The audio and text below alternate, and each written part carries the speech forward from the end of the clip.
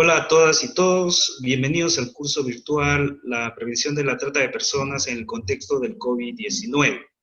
Mi nombre es Roger Iván Landaveri.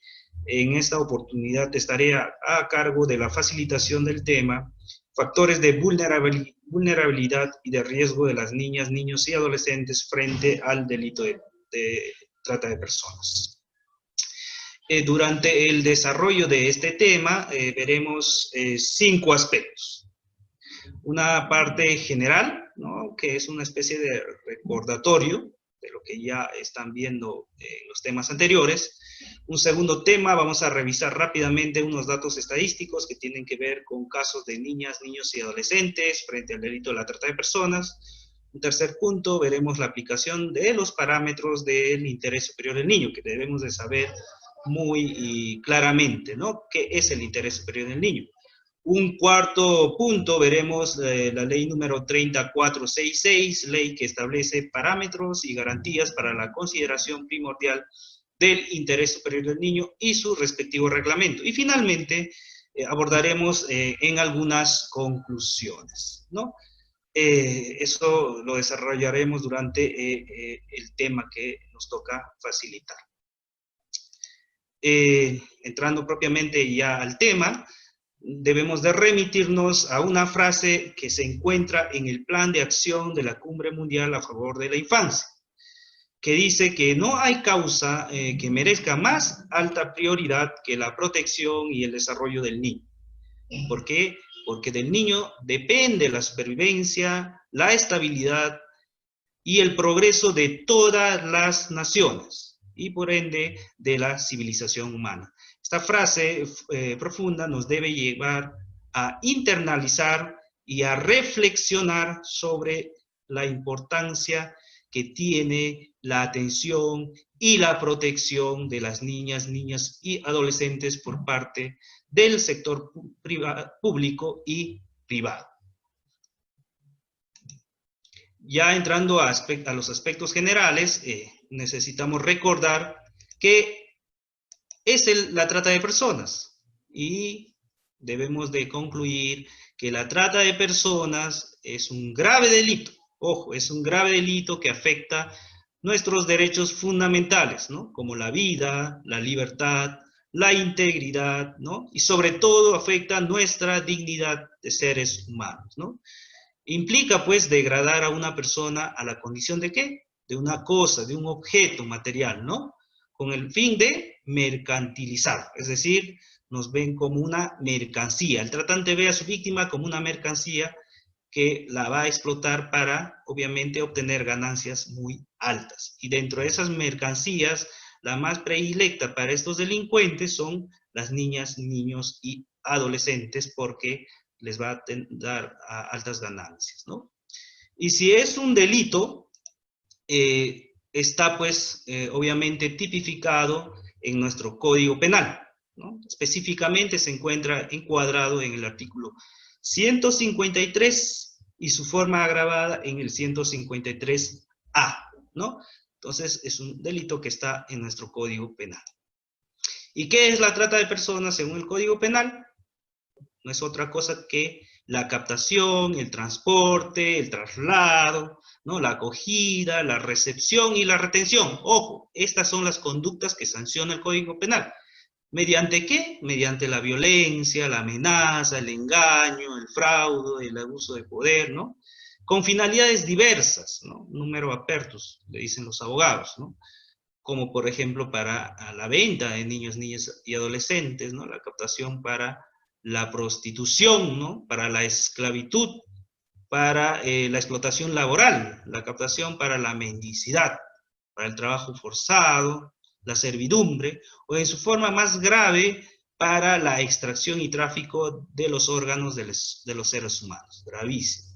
En su tipo base, este tipo penal tiene penas desde los 8 a los 15 años.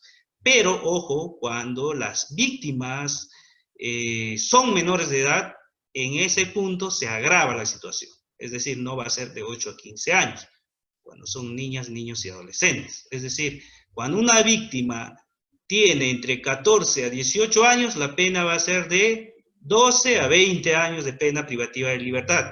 Y si la víctima tiene menos de 14 años, la pena va a ser no menos de 25 años, pudiendo llegar hasta los 35 años. En conclusión, la trata de personas es un delito grave que está tipificado en el Código Penal y que tiene penas que oscilan entre los 8 a los 35 años. Ya revisando los datos estadísticos, podemos ver que este delito, de cada 10 víctimas de este delito, 8 son mujeres, ¿no? Las mujeres también es una población vulnerable, y de cada 10 víctimas, 6 son nuestras niñas, nuestros niños y adolescentes. Acuérdense que los ven como mercancía, ¿no? Es decir, para ellos las niñas, niños y adolescentes son objetos nuevos, y las cosas nuevas obviamente cuestan más, ganan más. Esa es la lógica del criminal que se dedica a este delito, que es la trata de personas, ¿no? Siempre las víctimas costosas para ellos van a ser los niños, niñas y adolescentes, por ende hay que protegerlos más a nuestra población infantil. Ahora, revisando algunas estadísticas del Ministerio del Interior, básicamente el sistema estadístico, que es el sistema RETA, que ellos manejan, durante el año 2019, nuestro Ministerio del Interior ha registrado 284 casos de trata de personas registradas. De estas 284 casos, 765 es decir, de estas 284 casos, han arrojado 765 víctimas, ¿no? ¿Por qué la diferencia? La diferencia es que un caso puede tener 2 víctimas, pueden tener 3 víctimas, o puedan tener 6 víctimas. Por eso es que en los operativos rescatan, pues, 6, 7, 10, 15 víctimas, ¿no? No necesariamente los casos tienen que ver o tienen que coincidir con el número de víctimas. Es decir, un caso, una víctima. No. Aquí hay tratantes que tienen 10, 7, 8 víctimas. Por eso es que de los 284 casos registrados en el 2019, 765 víctimas han sido el registro final. Ahora, de estas 765 víctimas, 579 han tenido edades entre 0 a 17 años de edad, ¿no? O sea, 579 niñas, niños y adolescentes, y 186 han sido víctimas mayores de edad, ¿no? Entonces pueden ver ahí que la lógica de la de preferir a las niñas, niños y adolescentes como víctimas y ganar más al tratarlas, se refleja en esta estadística, ¿no? Es decir, hay un alto porcentaje de víctimas que tienen edades entre los 0 a 17 años, es decir, de niñas, niños y adolescentes, ¿no? Ahora, también es necesario revisar esta estadística que tiene que ver con cifras sobre personas o menores de edad desaparecidas, ¿no? Aquí hay 2 cifras registradas, uno por la Defensoría del Pueblo y otro por nuestra Policía Nacional, ¿no? En lo que va en el periodo del 1 de enero al 30 de junio del 2020, la Defensoría del Pueblo ha registrado un total de 2.264 menores de edad desaparecidas, niñas, niñas y adolescentes desaparecidas, ¿no? Es una cifra muy alta, ¿no? En pleno siglo XXI, en plena globalización de las comunicaciones, en plena época de la pandemia, se han desaparecido 2.264 niñas, niños y adolescentes, ¿no? Preocupante. Aún más preocupante es las estadísticas que nos da nuestra Policía Nacional, ¿no? Que desde el 1 de enero de este año al 21 de junio del 2020, en plena pandemia, ha registrado 4.276 casos de niñas, niños y adolescentes desaparecidos. ¿Dónde están esos niñas, niños y adolescentes? Espantoso. En plena pandemia han desaparecido 4.276 casos, si se puede llamar, de niñas, niñas y adolescentes. ¿Por qué nos preocupa estas desapariciones, no? Porque muchos casos de desaparición están ligados a casos de trata de personas, ¿no? Muchos casos, ¿no? Entonces, estas cifras nos deben llevar a reflexionar. Ya viendo los factores de vulnerabilidad y de riesgo de las niñas y niños adolescentes, ¿no? En esta época de pandemia que nos toca vivir, debemos de decir que en situaciones de emergencia como la que estamos viviendo, los factores de riesgo y vulnerabilidad se agudizan, se magnifican, aumentan, ¿no? Si antes eran vulnerables, hoy son más vulnerables, ¿no? De acuerdo a las características y a las situaciones donde se encuentran nuestras niñas, niños y adolescentes, ¿no? Obviamente esta situación que estamos viviendo genera, pues, uno, el colapso de los servicios públicos, ¿no? Los servicios públicos se ven colapsados, ¿no? También genera, pues, el deterioro de la economía. Nuestra economía se ha deteriorado durante esta época de pandemia, ¿no? También se desarrollan actividades delictivas, ¿no? ¿No? Como la trata de personas, ¿no? Si antes operaban, ahora operan más, porque hay condiciones que les permiten captar, ¿no? Por ejemplo, ustedes pueden ver que se presenta o se presentó un fenómeno de retorno, por ejemplo, ¿no? Los retornantes, ¿no? No había mucho control. Y en esos grupos de retornantes debemos de preguntarnos cuántas niñas, niñas y adolescentes han sido transportadas y trasladadas, ¿no? Entonces, obviamente, entonces se van a desarrollar con mayor ferocidad delitos, como la trata de personas y otros delitos, obviamente, ¿no? Este contexto en el que estamos viviendo influye pues directamente en el riesgo de que las niñas y niños y adolescentes estén inmersos en situaciones de violencia, ¿no? En la etapa en que vivimos ahorita, ¿no? En la de emergencia. Y también seguro que se va a dar en la post-pandemia. Entonces, en esos dos tiempos se va a incrementar la vulnerabilidad para que nuestras niñas, niños y adolescentes sean víctimas de este delito de la trata de personas. Ahora, es necesario definir qué es una situación de vulnerabilidad, ¿no? Para eso podemos remitirnos a un acuerdo plenario dado por nuestra Corte Suprema, que es el acuerdo plenario 6/2019, que ustedes lo pueden revisar. Revísenlo, búsquenlo en el internet, debe estar colgado, está colgado, ¿no? Este acuerdo plenario fue evacuado en septiembre del 2019 y nos dice y nos define como una situación de vulnerabilidad de una víctima, entendido como el aprovechamiento por parte del sujeto activo, es decir, por parte del tratante, del delincuente, de cualquier condición en la que se encuentre la víctima, de cualquier condición de vulnerabilidad, ¿no? Y que le lleve a pensar a este delincuente que la víctima no tiene otra opción que ser sometida por él, ¿no? De ser sometido por el tratante. Eso es una definición que podemos recoger de este acuerdo plenario 6/2019, que ustedes deben de revisarlo con mayor profundidad. Ahora, existen razones, ¿no? Principales razones por las que aumenta la vulnerabilidad, ¿no? A este delito en esta situación de emergencia. Podemos tocar tres razones, ¿no? Uno es la falta generalizada de oportunidades, ¿no?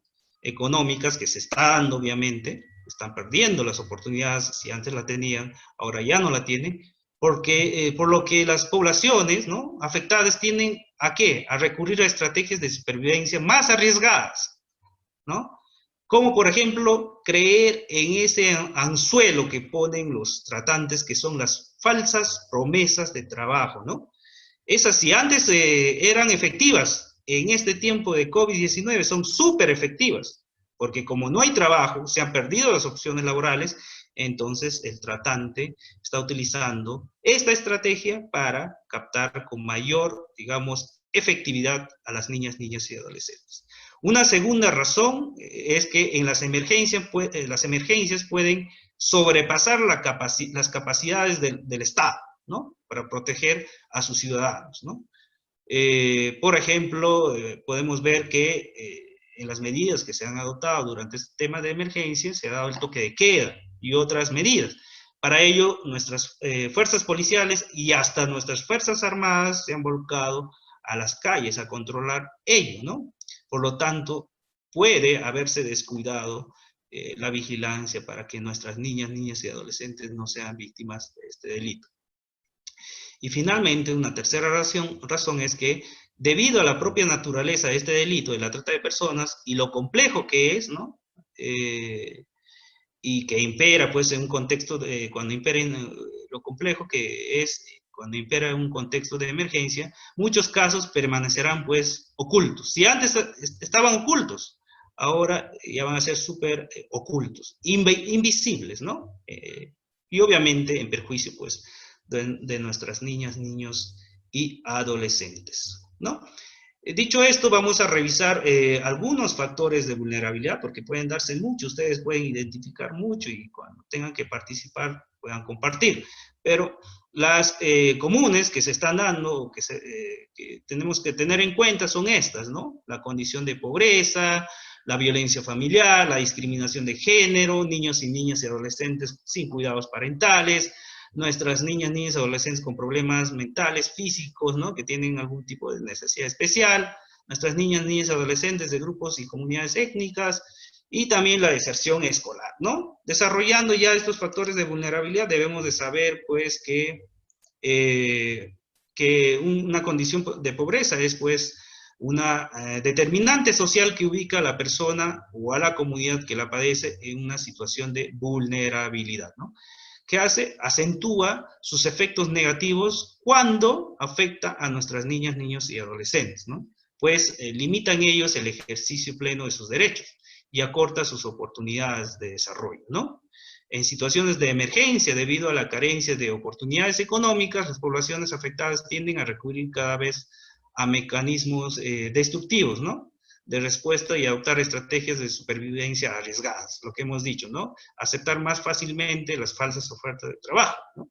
Ustedes pueden ver en ese gráfico, inclusive hay en el libro elaborado, desarrollado por CHS y la Defensoría del Pueblo, denominado Abordaje Judicial de la Trata de Personas, pueden ver ahí un ejemplo que dice literalmente, este libro ha hecho el estudio de muchos expedientes y en este ejemplo dice que en el mismo sentido, en otras sentencias, se verificó la situación de vulnerabilidad en el caso de menores de edad, argumentando que las víctimas tenían una precaria situación económica, ¿no?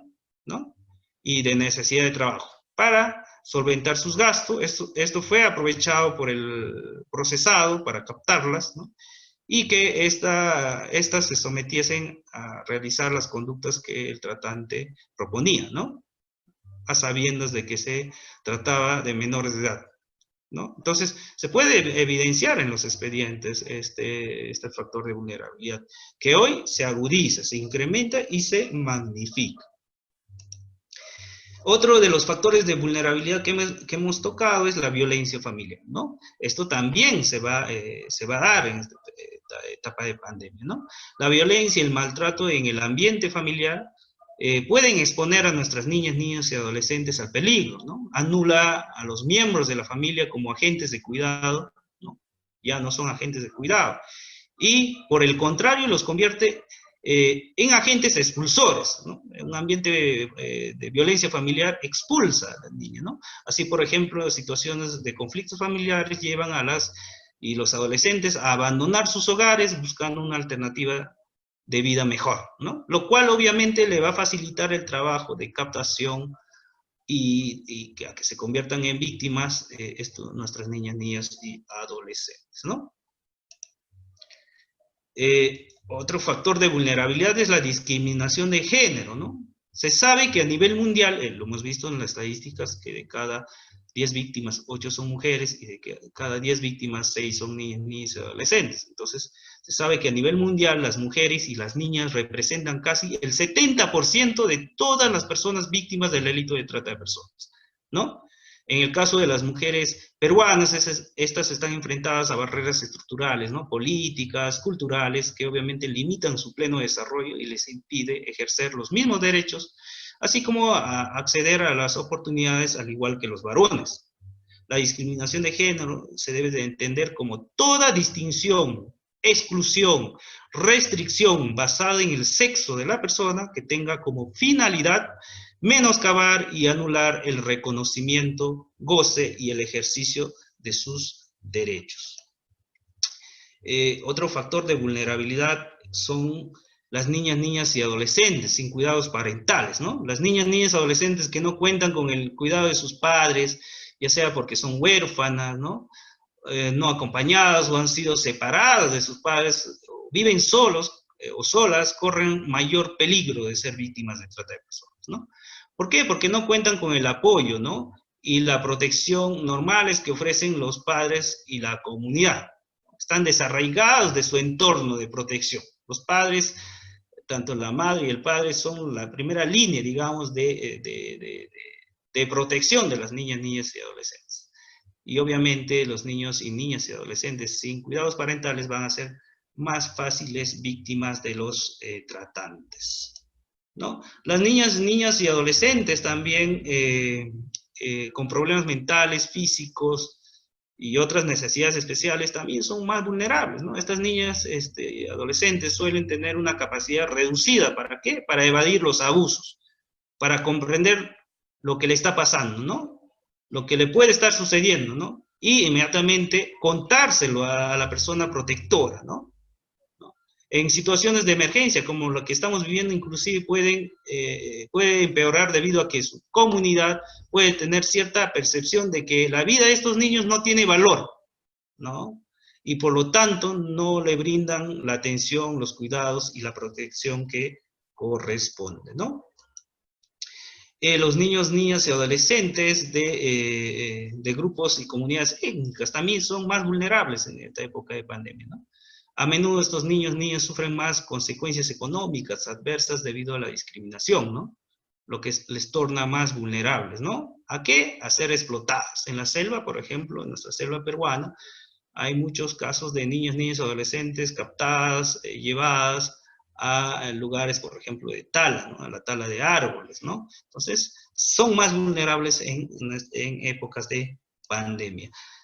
Y finalmente podemos ver también la deserción escolar como un factor de vulnerabilidad, ¿no? Hay la experiencia obtenida con casos de aislamiento por emergencias como la que estamos viviendo, han demostrado que los niños, niñas y adolescentes que dejan de ir a la escuela durante periodos de tiempo prolongados tienen menos probabilidad de regresar, ¿no? Cuando se reanudan las clases, sobre todo a las niñas, ¿no? Un factor también de discriminación de género, ¿no?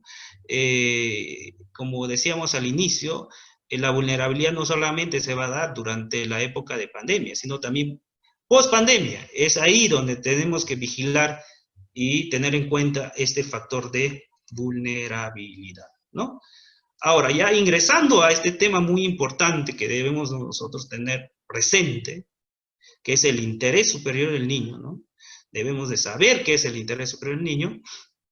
Vamos a tocar la aplicación de los parámetros de este principio de derecho de todo niños, niñas y adolescentes para prevenir el delito de la trata de personas. Y si hablamos del principio del interés superior del niño, debemos de remitirnos al documento donde lo vamos a encontrar, que es la Convención sobre los Derechos del Niño, ¿no?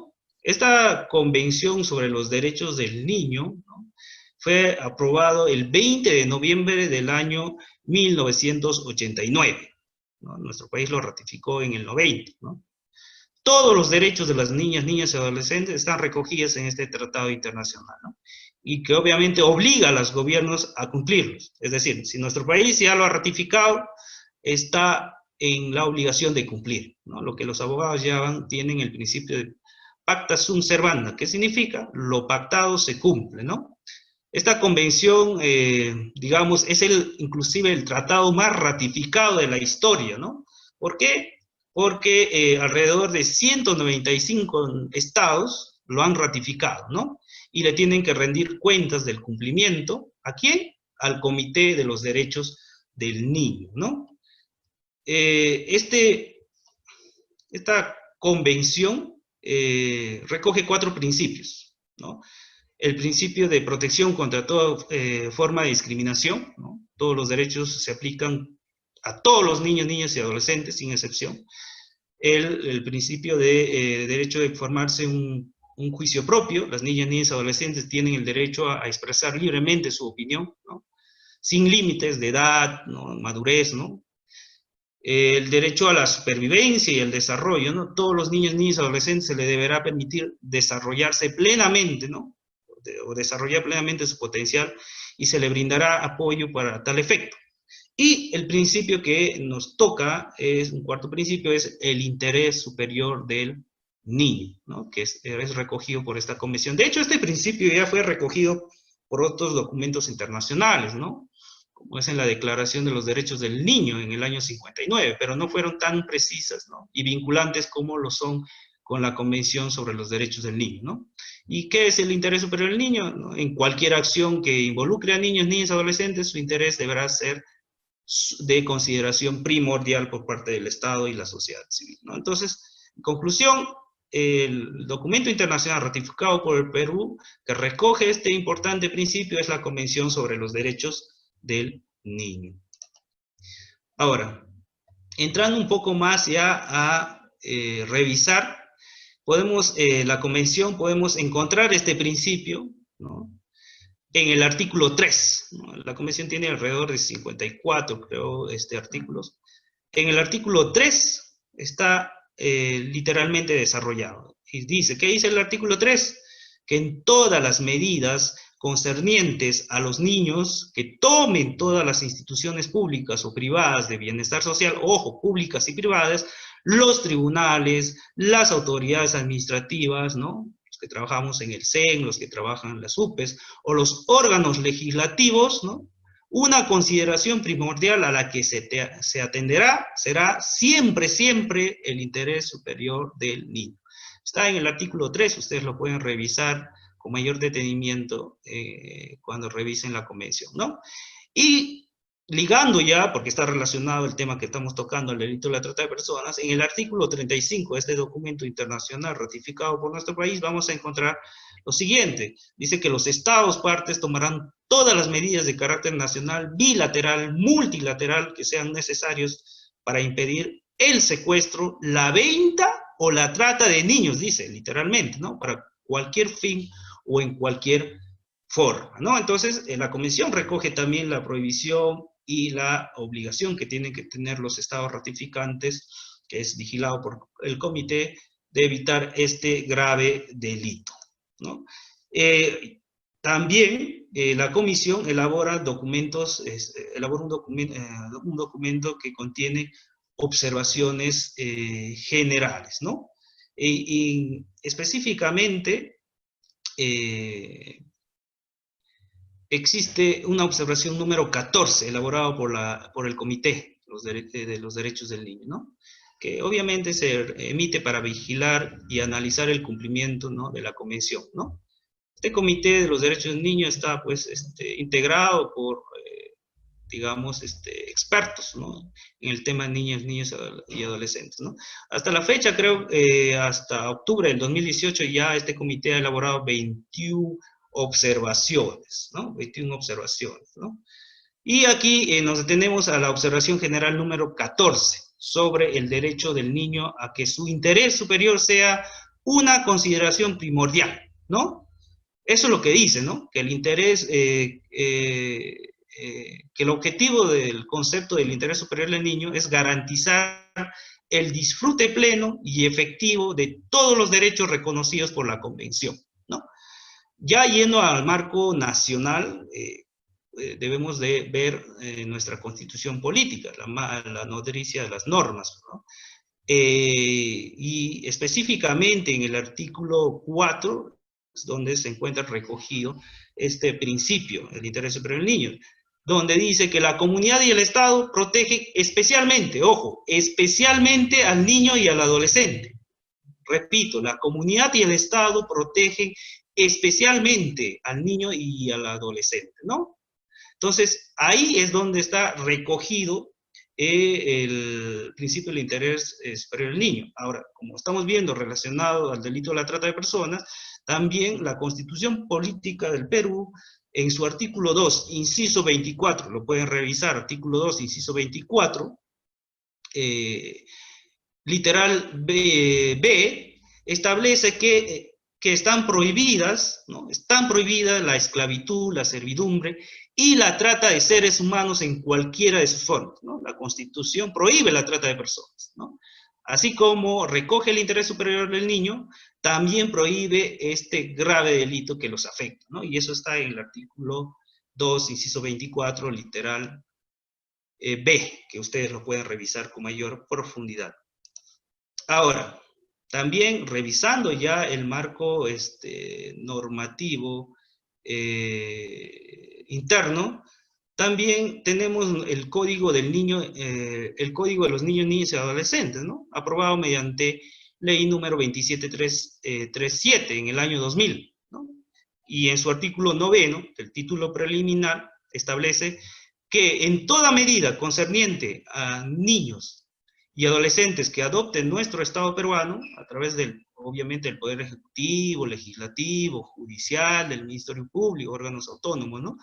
Gobiernos regionales, ¿no? Y locales, y demás instituciones, ¿no? Tanto también de las acciones de la sociedad, se considerará siempre el interés superior del niño, ¿no?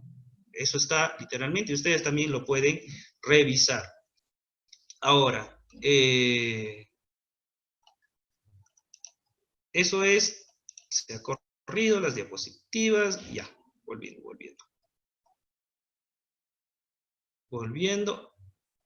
También tenemos la ley que establece parámetros y garantías procesales para la consideración primordial del interés superior del niño, ¿no?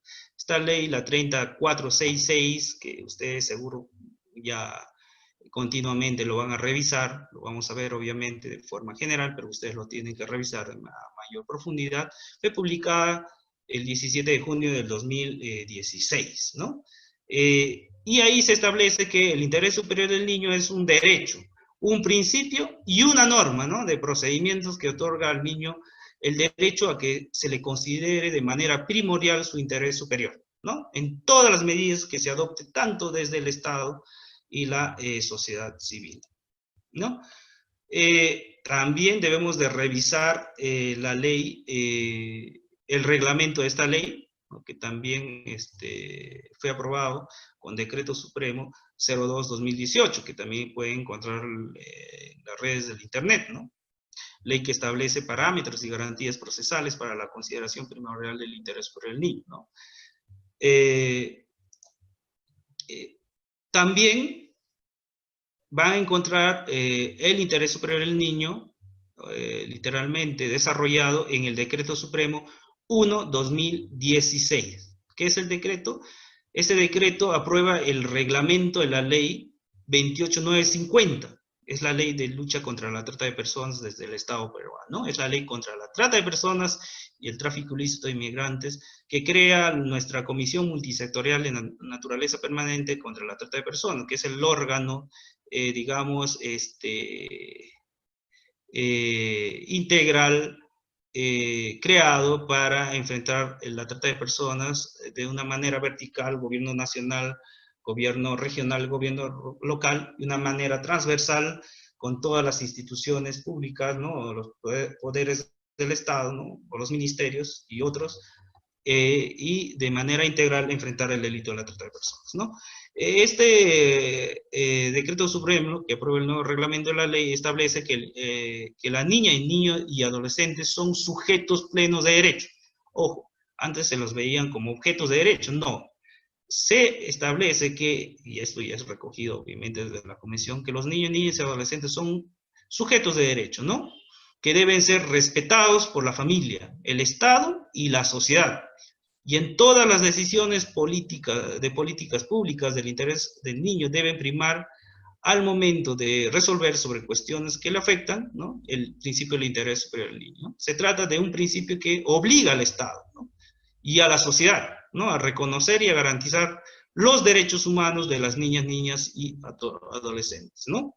Entonces, podemos ver varios marcos legales internacionales, que es la madre internacional de la Convención, y nacionales que recogen este principio del interés superior del niño. Ahora, si estamos viendo el tema preventivo, Decreto Supremo 1/2016 establece 4 estrategias o 4 ejes para luchar contra este delito de la trata de personas, ¿no? Y lo que nos interesa es el eje de prevención, ¿no? Es el primer eje, ¿no? La primera línea de prevención. Hay un segundo eje de persecución del delito, obviamente, hay instituciones a cargo, ¿no? Como el Ministerio Público y la Policía, específicamente. Hay un tercer eje de asistencia y protección a la víctima, y un cuarto eje de reintegración a las víctimas, ¿no? Entonces, eso para tener una idea de cómo el Estado peruano enfrenta el delito de manera integral. Obviamente en el eje de prevención, pues, hay un conglomerado de 15 instituciones que tienen obligaciones específicas, ¿no? Entre ellos está el Ministerio de la Mujer, ¿no?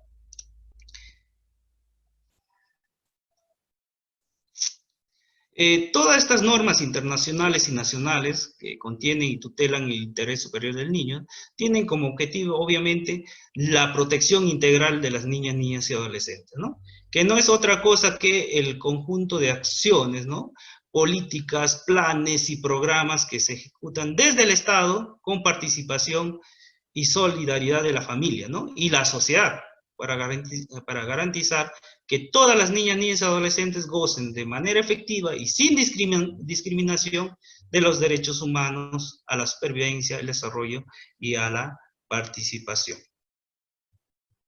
Ya revisando el tema de la ley 3466, ley que establece parámetros y garantías procesales para la consideración primordial del interés superior del niño, ¿no? Y su reglamento, debemos de ver el objeto de esta norma, ¿no? El objeto de esta ley, ¿no? Esta ley tiene por objeto establecer, redundando, los parámetros y garantías procesales para la consideración primordial del interés superior del niño en los procedimientos en los que se encuentran inmersos, ¿no?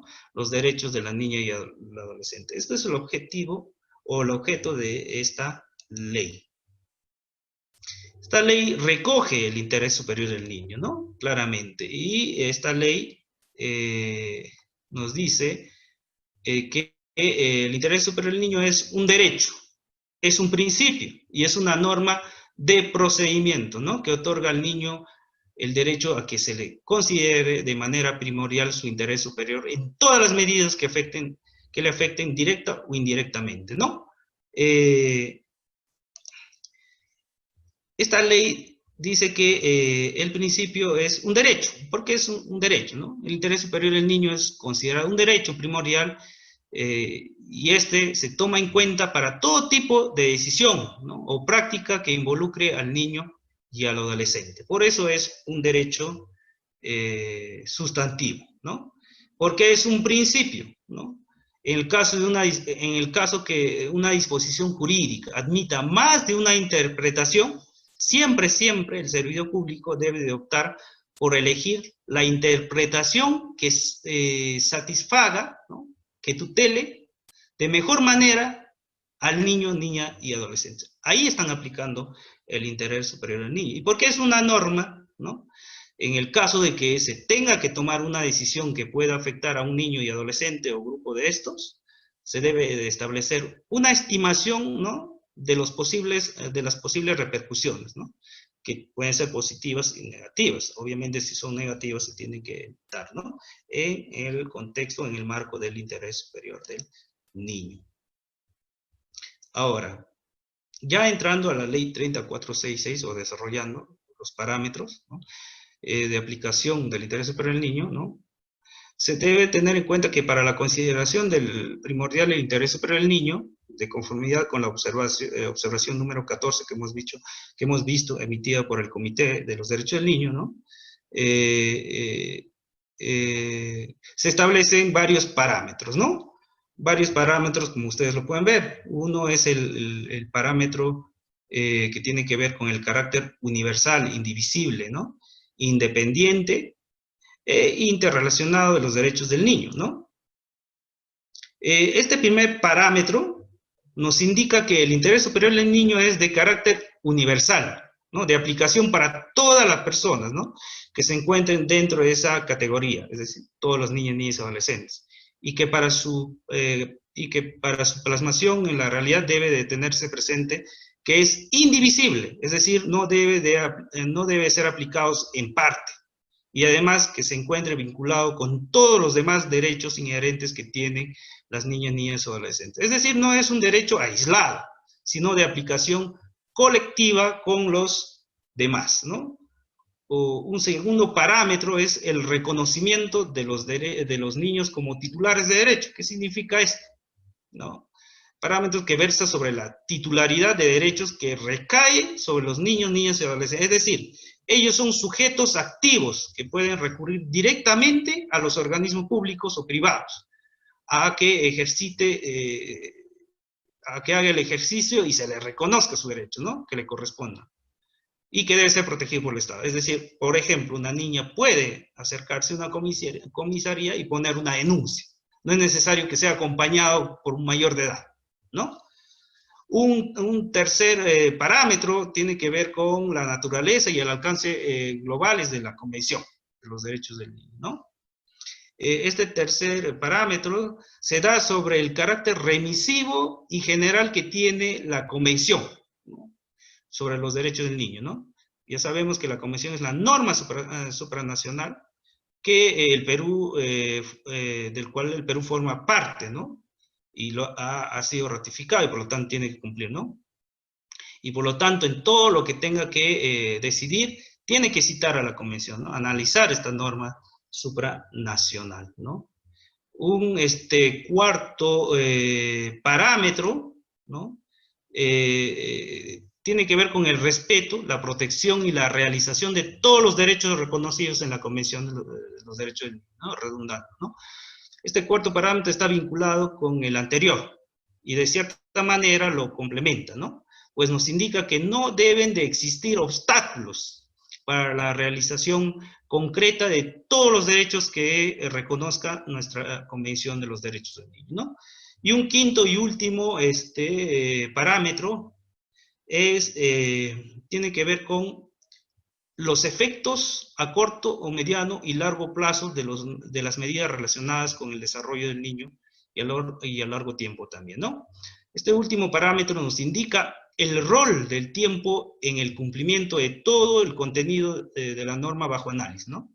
Plantea que se debe de evaluar qué efecto ha tenido, ¿no? A corto, mediano y largo plazo, ¿no? La aplicación de esta norma, debiéndose realizar evaluaciones continuas, periódicas, ¿no? Respecto a estas situaciones, ¿no? Para ver si es viable o no es viable, ¿no? Y, obviamente, efectuar los cambios que correspondan, ¿no? En el marco de la protección, obviamente, del interés superior del niño. Entramos a ver ya el reglamento de la ley 3466, ¿no? Y ahí vamos a encontrar, debemos de saber, o vamos a encontrar 12 principios, ¿no? Que ustedes pueden ver allí, ¿no? 12 principios, ¿no? Un primer principio que tiene que ver con la diligencia excepcional, ¿no? Que no es otra cosa que la actuación del Estado, ¿no? Con la exigencia de una mayor celeridad y cuidado, ¿no? Y responsabilidad por las posibles afectaciones que se puede ocasionar a una niña y adolescente, ¿no? En mayor medida, ¿no? Y que sea oportuna. ¿Para qué? Para que sea eficaz el ejercicio de los derechos del niño, ¿no? Ejemplo de esto podemos ver que si en una comisaría se pone, hay una carga procesal, digamos, de delitos, a la vez coinciden dos denunciantes, uno por hurto, digamos, simple, y otro por violación sexual o trata de personas, niños y niñas adolescentes. Obviamente, si no hay la capacidad, está sobrepasada la capacidad, se tiene que preferir el caso de trata de personas menores de edad o abuso sexual, ¿no? Y ahí estaríamos aplicando el principio de diligencia excepcional, ¿no? Otro de los principios es la especialidad y profesionalización, ¿no? Que exige, ¿no? ¿Qué es esto, no? Que la actuación en los procesos y procedimientos que involucran a nuestros niños, niñas y adolescentes se realiza a través de profesionales y técnicos con una formación especializada en niños, niñas y adolescentes. Aquí podemos recordar, por ejemplo, las famosas entrevistas en cámara GESE de víctimas de trata de personas cuando son menores de edad. No cualquiera puede recoger, digamos, la declaración de una niña. No puede ser interrogado, ¿no? ¿No? Tiene que ser un psicólogo o una psicóloga forense, ¿no? Especializada, ¿no? En trabajo en niñas y adolescentes, pero es muy delicado, ¿no? Un tercer principio tiene que ver con la igualdad y no discriminación, ¿no? Que significa que todos los niños y niñas y adolescentes ejercen sus derechos en igualdad de condición, sin ningún tipo de discriminación, ¿no? Ya sea por temas culturales, sexo, género, edad, ¿no? Idioma, religión, nacionalidad, etcétera, ¿no? Es un tercer principio, ¿no? Un cuarto principio que debemos de conocer y saber, recoge el reglamento de la ley, es el de interculturalidad, ¿no? Implica respetar, valorar e incorporar las diferentes visiones culturales, concepciones de bienestar y desarrollo de los diversos pueblos indígenas originarios para la generación de servicios dirigidos a niñas, niños y adolescentes. No nos olvidemos que Perú tiene aproximadamente más de 44 comunidades indígenas, ¿no? En nuestra selva peruana, por ejemplo, ¿no? Otro principio es el principio de informalismo, ¿no? ¿Qué significa? Que las normas que regulan los procesos o procedimientos deben ser interpretados de modo que los derechos del interés superior del niño no sean afectados, ¿no? Por la exigencia o aspectos formales, ¿no? Nosotros sabemos que nuestro sistema de justicia a veces es muy formal, ¿no? Muy cuadriculado y muy ligado a la literalidad de la norma, y muchas veces se llevan por encima la no aplicación de este principio que estamos viendo, el principio del interés superior del niño, ¿no? Otro de los principios que debemos de conocer es la participación y la de ser escuchados, obviamente nuestras niñas, niños y adolescentes, ¿no? Este principio reconoce el derecho de que las niñas, niños y adolescentes, ¿no? Deben de ser informados, ¿no? De manera adecuada, oportuna, ¿no? Y escuchar sus opiniones, ¿no? Y tomárseles en cuenta, ¿no? Y en la lengua que ellas tengan, la lengua materna que tengan, ¿no? Si son quechua hablantes, tiene que haber, pues, un intérprete, ¿no? En todos los asuntos que les afecten, ¿no? Y de esa manera no se les estaría manejando como objetos de derecho, ¿no? En los procesos penales, obviamente a veces el fiscal está más preocupado en sancionar el delito y se olvida que producto de ese delito se ha afectado derechos fundamentales de niñas y adolescentes, ¿no? Entonces, se le tiene que informar, se le tiene que explicar de acuerdo a la edad.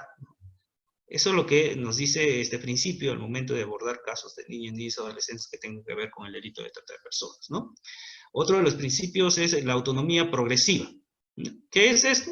Reconoce el ejercicio de los derechos de las niñas, niñas y adolescentes de manera progresiva, ¿no? De acuerdo a su edad y al grado de madurez que tiene, ¿no? Otro de los principios, y esto es muy importante también, todo eso es importante, pero eso es importante porque comúnmente se da y se tiene que tener en cuenta, es el principio de la no revictimización, ¿no? La actuación estatal o privada no debe en ningún caso exponer a la niña y adolescente afectada por el delito o por hechos de violencia al impacto emocional, ¿no? Esto implica de que muchas veces el relato reiterado, innecesario, de las víctimas de violencia, en este caso de trata de personas, ¿no? Revive los hechos y genera daños irreparables en las víctimas, ¿no? Por eso es que está prohibido que la policía, que el juez, que el mismo fiscal, ¿no? Interrogue a una víctima de trata de personas, ¿no? Porque la puede revictimizar, la puede dañar. Revictimizar significa revivir, volver a pasar por el hecho. El impacto es más agresivo, inclusive, que la comisión en su momento del delito, ¿no?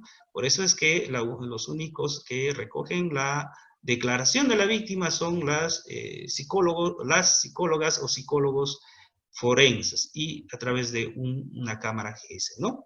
Otro de los principios es el de integralidad, ¿no? Implica abordar el desarrollo del niño, niña y adolescente en todas sus dimensiones, ¿no? Y perspectivas, tanto en lo que, ha resultado, tanto en lo que a resultados y factores se refiere, ¿no? Como a la intervención necesaria para ello, ¿no? Otro de los principios es el desarrollo progresivo, ¿no? Considera al niño, niña, adolescente en su edad y sus características, ¿no? Como un proceso de desarrollo particular y con un ritmo propio de maduración y no como una mera suma de funciones fragmentadas, ¿no? O un inventario de capacidades o incapacidades, ¿no? Más o menos temporarios o permanentes, ¿no? Y un penúltimo principio que recoge el reglamento de la ley es el principio de precaución, ¿no? Se orientan a garantizar el bienestar y el desarrollo integral del niño, niña y adolescente, ¿no? Cuando se sospecha que determinadas medidas y decisiones a tomar pueden crear un riesgo en ellos, o ellos, ¿no? Aun cuando no cuenten con una prueba definitiva de tal riesgo, aun cuando no se esté seguro del riesgo, ¿no? Y finalmente, el principio de flexibilidad, ¿no? Significa que se debe de actuar oportuna y contundentemente cuando se refiera a afectación de derechos de niñas, niños y adolescentes, ¿no? Deben ser flexibles, permitiendo la interpretación, ejecución y adaptación más favorable a la situación de cada una de ellas y ellos, ¿no? Son los 12 principios que seguro ustedes lo puedan revisar en el reglamento de la ley y la ley 3466, ¿no? Y pueden profundizar. Ahora, este reglamento de la ley también tiene enfoques, ¿no? Este caso tiene 7 enfoques que también debemos de conocerlo, ¿no? Hay un primer enfoque que tiene que ver con el ciclo de vida, que busca garantizar el desarrollo integral de las niñas, niños y adolescentes, atendiendo a las características propias de cada etapa o ciclo de vida en la que se encuentran, ¿no? Un segundo enfoque, el curso de vida, que es una aproximación a la realidad que integra una mirada longitudinal sobre la vida y sus etapas, ¿no? Obviamente vinculada a una etapa con la otra, ¿no? Y definiendo factores protectores de riesgo en el acontecer futuro en el marco de los determinantes sociales, ¿no?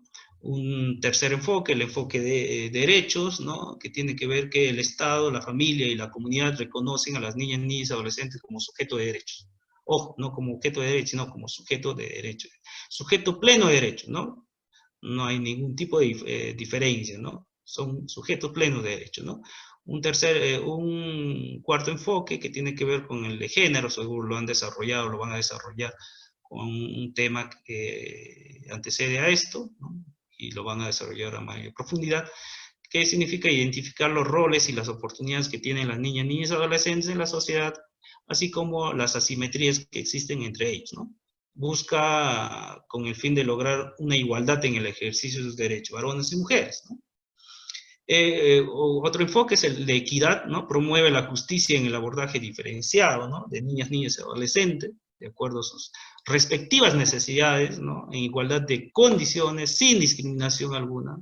Implica el trato diferencial, ¿no? Para corregir desigualdades de origen a través de medidas conducentes a la igualdad, ¿no? Un penúltimo enfoque que recoge el reglamento de la ley es el de interseccionalidad, ¿no? Analiza la combinación de múltiples situaciones, conductas o condiciones de discriminación en el acceso y el ejercicio de los derechos de las niñas, niños y adolescentes. Y finalmente, el enfoque intercultural, ¿no? Que reconoce y respeta el derecho a la diversidad y fomenta la interacción entre culturas de una forma equitativa, ¿no? Donde se concibe que ningún grupo cultural se encuentra por encima del otro. Todos los grupos culturales son iguales, tienen los mismos derechos, ¿no? Entonces, estos son los 7 enfoques que recoge el reglamento de la ley, ¿no? Viendo ya los elementos para determinar para la determinación y aplicación de interés superior del niño, podemos ver un primer elemento que es la opinión de la niña, niño y adolescente, ¿no? La niña, niño y adolescente participa en la determinación de su interés superior, ¿no? Cuando se le escucha, ¿no? Cuando se le concede a su opinión la importancia que merece el acuerdo de acuerdo a su edad, claro, obviamente, de su madre, sin discriminación alguna, ¿no? Hay que escuchar a los niños, hay que tener en cuenta su opinión, ¿no? Esto es el primer elemento que recoge el reglamento de la ley. Un segundo reglamento es la identidad de la niña y adolescente, ¿no? Este elemento, pues, implica,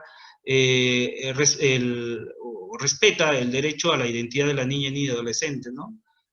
Abarcando características como el nombre, la fecha de nacimiento, lengua materna, origen, familia biológica, identidad étnica, cultural, ¿no? Permanencia en un pueblo indígena, originario, sexo, género, edad, idioma, religión, nacionalidad, etcétera, ¿no? Tenemos un tercer elemento a tener en cuenta, que es la preservación del entorno familiar y el mantenimiento de las relaciones, ¿no? Las niñas, niños y adolescentes tienen derecho a mantener relaciones personales y contacto directo con ambos padres, ¿no? O con la persona que asume su cuidado de modo regular, ¿no? Salvo si ello es contrario al interés superior, ¿no? Con ambos padres, si hay problemas dentro de, digamos, de los cónyuges, el niño no puede, al niño no se le puede recortar la comunicación con ningún cónyuge, ¿no? Ambos tienen la patria potestad, salvo, ¿no? Salvo que uno de ellos haya atentado contra los derechos del niño. Hay delitos que hacen que se pierda, pues, la patria potestad, ¿no? Y esto ya está desarrollado en nuestra justicia, ¿no? La violencia sexual, por ejemplo, si uno de los padres es el agresor, obviamente, pues, no se va, el niño no va a mantener las relaciones con el agresor, obviamente, ¿no? Entonces, eso es un elemento al que hacemos mención. Un cuarto elemento es el cuidado, protección, desarrollo y seguridad de la niña, niño y adolescente, ¿no? El bienestar abarca sus necesidades tanto materiales, físicas, educativas, emocionales, así como su necesidad de afecto y seguridad. Es un conglomerado, ¿no?, de necesidades, que no solamente se limita a cuestiones materiales, ¿no?, sino es integral, ¿no? Y por último, un elemento para determinar la aplicación del interés para el niño a tener en cuenta es la situación de vulnerabilidad, ¿no? Es lo que estamos viendo, hemos visto los factores de vulnerabilidad, ¿no?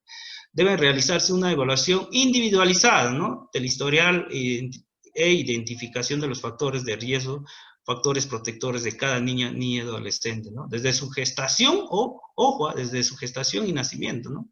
Con revisiones periódicas, ¿no?, continuas, oportunas, a cargo del equipo interdisciplinario, ¿no?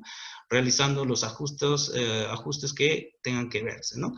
Podemos ver ahí 5 elementos que determinan la aplicación del interés superior del niño, ¿no? Ahora, esta ley y este reglamento, ¿no?, obliga, ¿no?, no solamente al Estado, podemos ver en el gráfico ahí, esto obliga al Estado, al sector público, ¿no?, y también al sector privado, ¿no?, al sector privado, ¿no?, que brindan servicios que tengan que ver con niños, niñas y adolescentes. En el caso del sector público, pues, pueden ver el gráfico ustedes ahí, que puede ser, pues, obviamente, el Poder Judicial, el Ministerio Público, la policía, los ministerios, etcétera, etcétera, ¿no?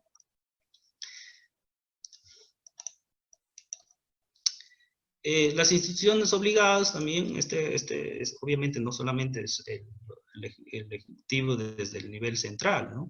Los gobiernos locales, los gobiernos regionales y locales, ¿no?, a nivel nacional tienen la responsabilidad, y diferentes instituciones que ya hemos visto durante el desarrollo del tema, ¿no?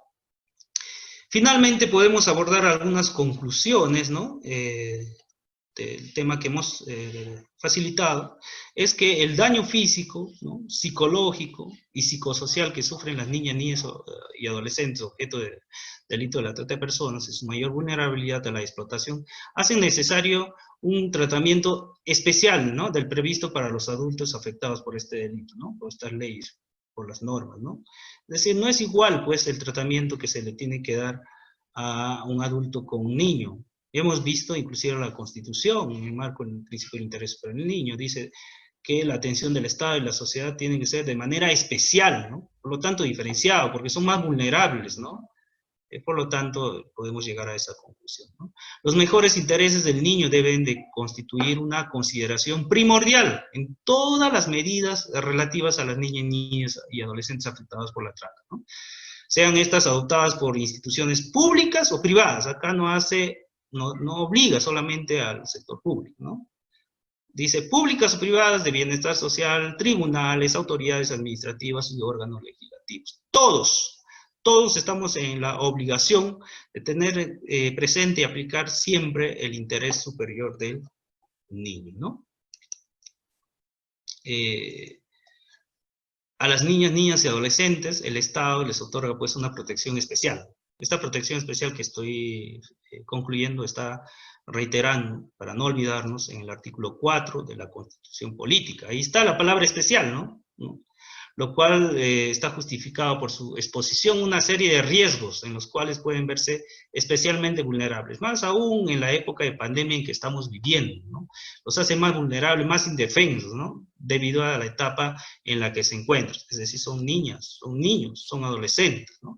Y la responsabilidad del Estado y de la sociedad civil, por ende, tiene que estar en el marco del interés superior del niño. El ingreso de las víctimas menores de edad al sistema de protección no es voluntario. Ojo, en todos los casos se les debe de brindar la protección, en todos los casos, no es voluntario como en el caso de los adultos, ¿no? En el contexto del COVID-19, las niñas y adolescentes están obviamente expuestos a situaciones de violencia, explotación y la trata de personas, ¿no? Por ello es necesario no solo satisfacer las necesidades básicas que tienen, ¿no? Como alimentación podría ser, sino también brindar el soporte emocional, psicológico a las niñas o adolescentes durante la asistencia, ¿no? Garantizando de esta manera su protección integral. Garantizando, ¿qué cosa? Su interés superior del niño, ¿no? Y es obligación, es obligatorio, porque hemos ratificado la Convención de los Derechos del Niño, ¿no? En situaciones de emergencia, los factores de riesgo y vulnerabilidad se agudizan, ¿no? Hemos visto, ¿no? Se agudizan, se magnifican, aumentan, ¿no? Obviamente de acuerdo a las características de estas situaciones, ¿no? Este contexto en el que estamos viviendo influye directamente en el riesgo que las niñas y adolescentes estén inmersos en situaciones de violencia. Finalmente, vamos a ver o vamos a revisar una ruta de prevención de casos de trata de personas en niñas y adolescentes, ¿no? La Dirección de Protección de Niñas y Adolescentes, la Dirección General de Niñas y Adolescentes y el INAVIP, elaboran, ¿no? Implementan estrategias preventivas, ¿no? Sobre trata de niños y adolescentes en contexto. Están elaborando, ¿no? Están desarrollando en este contexto, porque hemos dicho que son más vulnerables, ¿no? ¿Y qué implementan? Realizan pues campañas preventivas para informar a la población local acerca de los riesgos de la trata de personas, qué es la trata de personas, ¿no? Y cómo se aborda, ¿no? Tales riesgos, ¿no? Con los enfoques que hemos visto, ¿no? Interculturalidad, ¿no? Evitando no agravar los traumas existentes, ¿no? Obviamente en estas campañas, ¿qué se van a dar? En estas acciones preventivas se pueden detectar, ¿no? Presuntos casos de trata de casos de niñas y niños adolescentes. ¿Qué hacer frente a estas situaciones, no? En estos casos, la Dirección de Protección de Niñas y Adolescentes, el INAVIF, qué sé yo, comunica sobre el presunto caso ¿a quién? Al Ministerio Público, al ente encargado de la persecución del delito, conforme al reglamento de la ley de lucha contra la trata de personas. El que persigue es tanto el Ministerio Público y la policía, ¿no? El Ministerio Público obviamente va a intervenir, evaluará los elementos de informe que le dé la Dirección de Protección de Niños y Adolescentes, de encontrar elementos, de no encontrar elementos, obviamente archivará el caso. Pero si encuentra elementos más que suficientes que haga presumir la comisión del delito, aperturará una investigación preliminar, ¿no? Este trabajito lo hará, o este trabajo lo hará de la mano con nuestra Policía Nacional, ¿no? De ahí para adelante se desarrollará todo un proceso penal, ¿no? Pero no solamente coordinará con la policía, también tiene que coordinar con el Ministerio de Salud, con la Unidad de Protección Especial, ¿no? De atención especial, ¿no? Y protección de niñas y adolescentes, ¿no? Rescatando a las víctimas. Porque no solamente se trata de perseguir el delito, hay que ver las secuelas que puedan tener estas niñas y adolescentes. Pueden tener problemas de salud, se encuentran en presunto estado de abandono, etcétera, etcétera. Entonces, el abordaje tiene que ser integral. Obviamente, el tema penal, procesal, lo va a ver el Ministerio Público y la Policía, pero en coordinación con las demás instituciones, según la necesidad del niño, niña y adolescente. No nos olvidemos que este delito afecta muchos derechos, por lo tanto necesita la atención integral del Estado, no solamente de la persecución penal, ¿no? Dicho esto, terminamos el abordaje de este tema. De hecho, revisen en la plataforma virtual, ya se les ha dejado una tarea de hacer un resumen de todo esto, pero mediante cuadros sinópticos, ¿no? Para que entiendan un poco la estructura del delito, del tema que estamos tocando y podemos entender mejor. Cualquier información seguro la pueden hacer directamente con mi persona. Muchas gracias y gracias por su atención.